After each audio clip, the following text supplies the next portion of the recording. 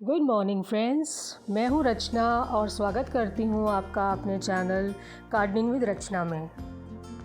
तो फ्रेंड्स, आज हम गुड़हल के पौधों पर ढेर सारी कलियां और फूल पाने के लिए एक चमत्कारी फर्टिलाइज़र के बारे में आप लोगों के साथ शेयर कर रही हूं। ये फर्टिलाइज़र एक बहुत ही तेज़ गर्मी में भी पौधे को ठंडक देने वाला फर्टिलाइज़र है और इस फर्टिलाइज़र को डालने से गुड़हल के पौधे में न ही केवल गर्मी से बचाव होगा बल्कि उनमें फूल और कलियां भी टाइम टू टाइम आती रहेंगी। अगर आपके गुड़हल के पौधों में गर्मी की वजह से पत्तियां पीली पड़ रही हों, गिर रही हों और कलियां ना बन रही हों और अगर बन भी रही हों तो वो पीली होकर गिर जा रही हों, तो आप ये फर्टिलाइज़र ज़रूर ट्राई करिए और आपकी सारी समस्याओं का आपको इसमें सलूशन ज़रूर मिलेगा। और ऐसा नहीं है कि ये फर्टिलाइज़र आपको एक ही बार डाल देने से रिज़ल्ट्स मिलने लगेंगे। मैं अपने पौधों पर ये फर्टिलाइज़र करीब 3 या 4 बार डाल चुकी हूँ और अब जाके मुझे अपने पेड़ों में, अपने पौधों में, गुड़हल के पौधों में थोड़ी थोड़ी कलियाँ और हरी पत्तियाँ सब दिखने लगी हैं। तो अगर आप इस फर्टिलाइज़र को लगातार 15 दिन के गैप में डालते रहेंगे तभी धीरे धीरे पहले इसमें नई नई पत्तियाँ आने लगेंगी और फिर प्लांट हरा भरा होने लगेगा और तब उसके बाद धीरे धीरे छोटी छोटी कलियाँ भी बनने लगेंगी। तो फ्रेंड्स, न्यूट्रिशन तो हमें अपने पौधों को, सभी पौधों को लगातार देना पड़ता है, क्योंकि देखिए जब हम एक बार एक प्लांट एक गमले में लगाते हैं तो कुछ समय के लिए तो उसमें सॉइल में न्यूट्रिशन रहता ही रहता है, पर धीरे धीरे जब मिट्टी में न्यूट्रिशन जो है वो कम होने लगता है तब हमको ऊपर से और अलग से फर्टिलाइज़र भी देना पड़ता है और अगर आप नहीं फर्टिलाइज़र देंगे तो प्लांट की ग्रोथ जो है वो रुकी रहेगी। इसलिए हमको समय समय पर धीरे धीरे थोड़े थोड़े फर्टिलाइज़र्स अपने सभी पौधों को देने पड़ते हैं।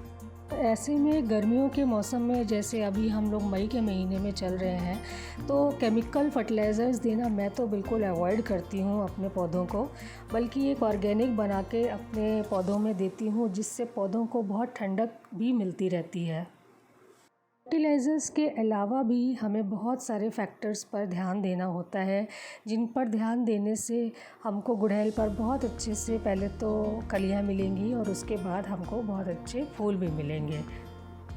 5 इम्पॉर्टेंट टॉपिक्स के बारे में आपसे बात करूंगी फ्रेंड्स, जिनको फॉलो करने से आप मई की गर्मी में भी अपने गुड़हल के पौधे में फूल पा सकते हैं।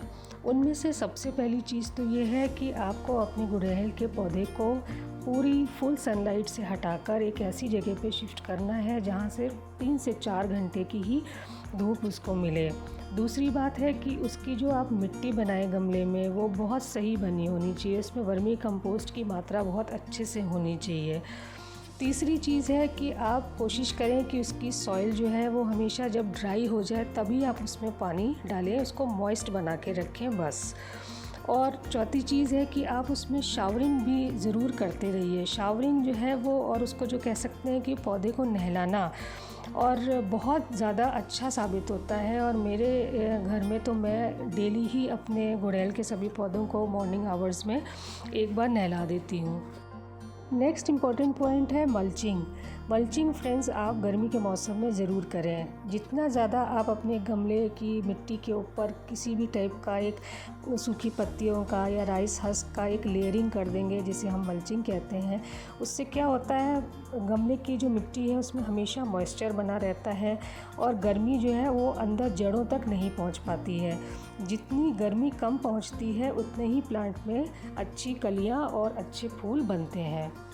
नेक्स्ट एक और इम्पॉर्टेंट टिप है फ्रेंड्स कि आप गलती से भी डीएपी या फास्फोरस रिच कोई भी फर्टिलाइज़र अपने गुड़हल के पौधों में गर्मियों के मौसम में बिल्कुल भी ना दें।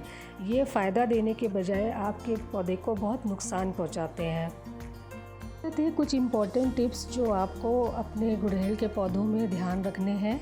और आइए अब मैं आपको वो फर्टिलाइज़र बनाना भी बता रही हूँ जिसको डालने से हमारे गुड़हल के पौधे में मई के महीने में भी अच्छी कलियाँ हमको मिलेंगी। ये फर्टिलाइज़र बनाने के लिए मैंने जिन चीज़ों का इस्तेमाल किया है उसमें है सबसे ज़्यादा चाय की पत्ती, जो मैंने 1 मुट्ठी ली है, और उसके साथ है इसमें सभी प्रकार की सब्जियों के छिलके, प्याज के, अदरक के, लहसुन के, आलू के, खीरे के, जितनी भी सब्जियां हमारे किचन में बनती हैं उन सब के छिलके हैं। और इसको मैंने एक रात भिगो दिया था। उसके बाद मैंने इस पानी को देखिए मैं अपने दूसरे बाल्टी में ऐड कर दे रही हूँ। और एक चीज़ जो मैं इसमें ऐड कर रही हूँ वो है सीवीड एक्सट्रैक्ट।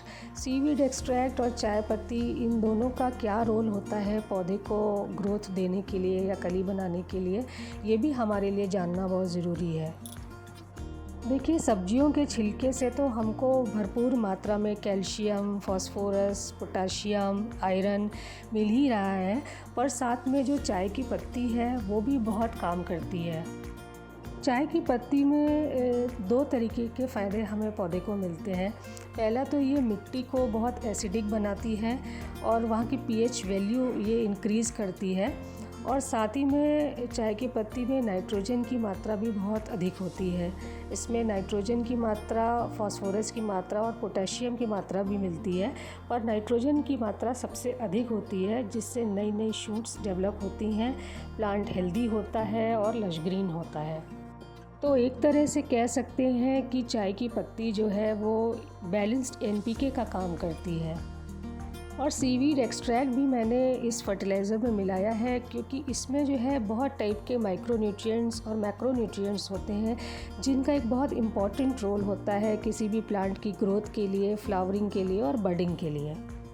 अब ये जो फर्टिलाइज़र बन के तैयार हुआ है, ये हमें अपने सभी गमलों में हर 15 दिन के गैप में देना है। और आप ये भी ध्यान रखिएगा कि 15 दिन से पहले ये फर्टिलाइज़र रिपीट मत करिएगा, क्योंकि चाय की पत्ती में जो है वो नाइट्रोजन की मात्रा बहुत अधिक होती है, जैसे मैंने अभी आपको बताया। और अगर आप बार बार जल्दी जल्दी रिपीट करेंगे तो पौधों को जला भी सकती है और उन्हें ख़राब भी कर सकती है।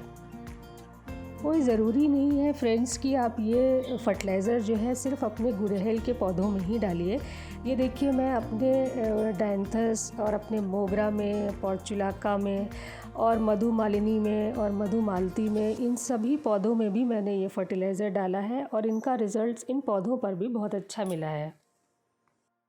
अगर आप मेरे बताए हुए फर्टिलाइज़र को अपने प्लांट्स पे रेगुलरली डालते रहेंगे फ्रेंड्स, तो ज़रूर ही आपके प्लांट्स में नई ग्रोथ भी होने लगेगी, नई नई कलियाँ भी बनने लगेंगी और धीरे धीरे वो फूलों में कन्वर्ट भी होने लगेंगी।